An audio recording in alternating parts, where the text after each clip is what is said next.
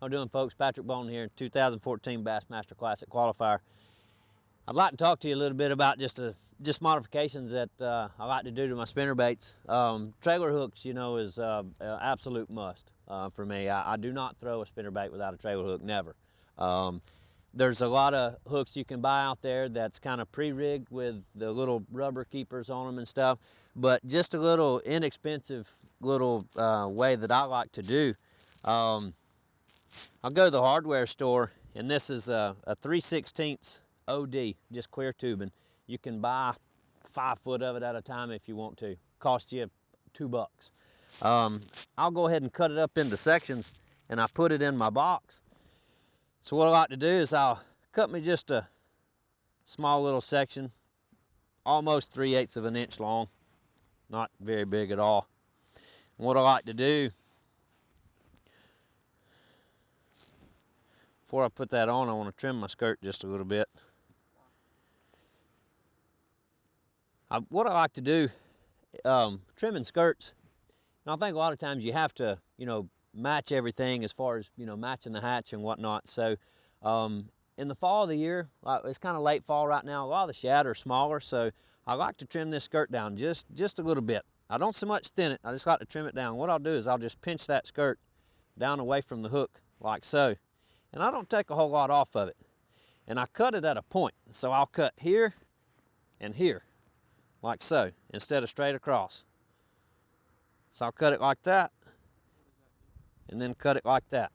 So it's kind of at a point. When that thing's coming through the water, it's kind of slender. Makes it look more like a shad.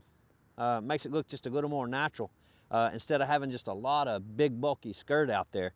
And a lot of times too, that will, when you're reeling your bait, if you hit something, you pop your blades or whatever, it'll make that skirt, makes it flare just a little bit better, and can, you know, create some reaction strikes for you. So that's just one tip about trimming the skirt.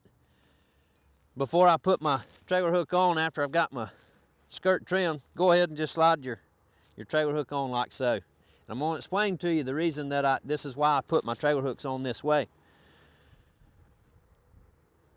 Go ahead and put my hook on, and then I want to take my piece of tubing and I want to go 90 degrees with my hook. It's kind of hard to see with this skirt flying around, but I want to hold that piece of tubing flat.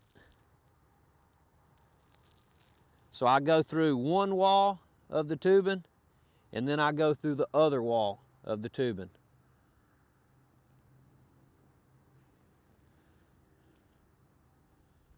Get it where you can see it here. So that's what we have right there. The reason I like putting a trailer hook on like that is because a lot of times you'll get short strikes on a spinnerbait. A lot of the trailer hooks out there that come pre-rigged with little rubber keepers slid up on the eye of the trailer hook itself, and then you thread that on there. If you'll notice when you put that on, it don't hang a certain way. It stands out.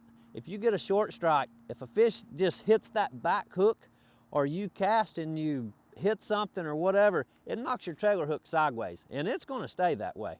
So the next limb you come to, boom, you're hung. Or the next fish comes by and short strikes at it, your trailer hook's way up here, and it just defeats the purpose. So by doing it like this trailer hook is going to hang. It swings freely. It hangs natural on there. No matter what, when I'm pulling that bait through the water, that trailer hook is dead straight. It's right in line with the main hook of the bait. If you worry about this thing coming off, I've never had one come off, and ever, putting them on this way. I've never had one come off. If that piece of tubing is rigid enough, if it slides up, and occasionally it will slide up, the barb on your big hook is going to catch it. So it's going to stop it from going any farther. So occasionally throughout the day, a few casts into it, you may have to adjust your little keeper. But like I said, this thing is rigid enough. It's going to stay there pretty much the whole time. So I think if you do that, it will help you in the long run. And it's just a little money saving tip as well on your material there. Like I said, go to the hardware, 3/16 OD clear tubing. You can buy just huge sections of it. Go ahead and cut them up like that and put them in your box, and you know, you spend $2 and the whole section lasts you for 4 or 5 years.